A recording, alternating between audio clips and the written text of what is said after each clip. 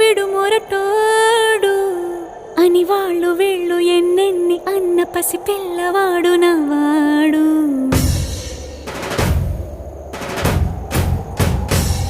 విడుముండోడు అని ఊరు వాడ అనుకున్న గాని మహారాజు నాకు నవ్వాడు.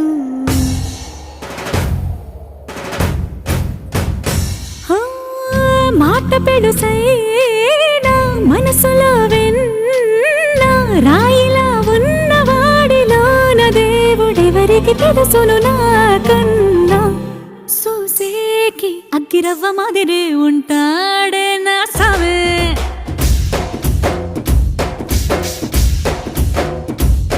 మెత్తాని పత్తి పువ్వుల మరేసంటో